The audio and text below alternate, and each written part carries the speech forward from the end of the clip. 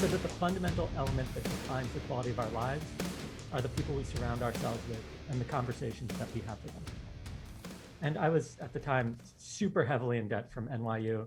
I was overweight, I was single, like, you know, the picture of like not living up to your potential.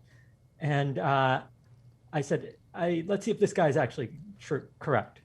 And I looked up some research and came across a study by these two guys, Christakis and Fowler. And they were looking at the obesity epidemic. They were curious, does obesity spread from person to person like a cold?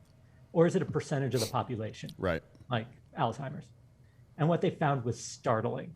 If you have a friend who's obese, your chances increase by 45%. Your friends who do not know them have a 20% increased chance, and their friends have a 5% increased chance. What's the explanation to that? Like transactive memory or quantum entanglement or some shit, or is it just behavioral? No, it's much simpler than that. There's a couple explanations. We don't need to quantum entangle anything. There's part of it is, it looks like you guys work out, you might make friends at the gym, so thereby like birds of a feather flock together, right?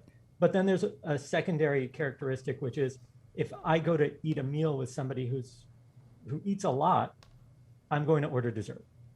Or if you go to movies instead of exercising and we're hanging out, I'm going to eat popcorn rather than doing, I know one of you loves CrossFit. So, yeah, I mean, that sounds to me like a discipline problem.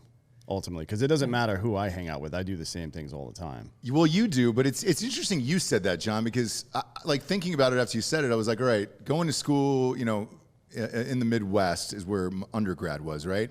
Mm-hmm. There's a lot of overweight people in the Midwest. I think it's partially because of the weather, but then I've seen friends of mine, now that you brought this up, who were either thinner and then married somebody fatter, or fatter and married somebody, and vice versa. And then they both become equally as fat as time goes on, because just thinking about it now that you're saying it, yes, if you're going to dinner and somebody's ordering Italian and they're ordering all these amazing dishes and they're like, oh, try a bite of this, try a bite of this, try a bite of this. Over the years, as that goes on, yes, you're going to get fatter. There's no way around it. So yeah, it is actually the people you surround yourself with. There is a way around it though. It's called discipline. It is, but listen, I'm with you about like the importance of discipline, but you can tout discipline from here for the next 10 years and it won't cover the gap. It just doesn't. There's something called ego depletion, which is really well documented. And one of the craziest studies, they looked at the probability of getting parole at your parole board hearing, right? So you're in jail, or in prison rather, it's your parole board hearing. What is the greatest predictor of if you get parole or not? And it's not good behavior. Humility, probably, I would have to guess. And what? I would say probably humility when you talk to the parole board. Race? I wish it was any of these things. It was, or maybe not race, but it was time of day. If you were first in the morning, you had a 60% chance, and that progressively went down to 0 before lunch.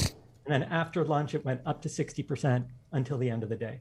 And the reason is that as we get tired, we default to our standard answers. And in the case of parole, it's no. And so we're most open-minded when we're most alert. And so the parole board needs Adderall then? Yeah, or the prisoners need it. Or both. So I think we've just solved the prison problem. Adderall for everyone. Well, either just have a couple of fat lines of cocaine out on the table. Everybody does a line. You pass a mirror around, and then everybody's like, all right, now let's get down to fucking business. Because that's how I conduct all of my meetings. Yeah, I mean, but you're hearing the same story, though, probably all day. Sir, I found Jesus. I'm sorry for murdering those people. And, you know, like whatever it is, right? And some dude with a swastika on his forehead. Like, man, I'm super sorry. I'm not racist. I'm not racist. This is a swastika. Yeah, this is actually a Celtic symbol. That was the old me, man. I'm all done with the Nazi shit. Ego deflation. It makes sense. So what did you do? What did you do to turn your life around then?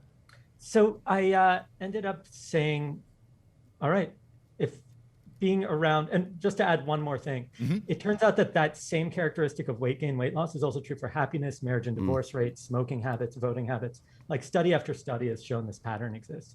So I said, I need to figure out how to surround myself with the most influential and successful people that I admire in everything I care about.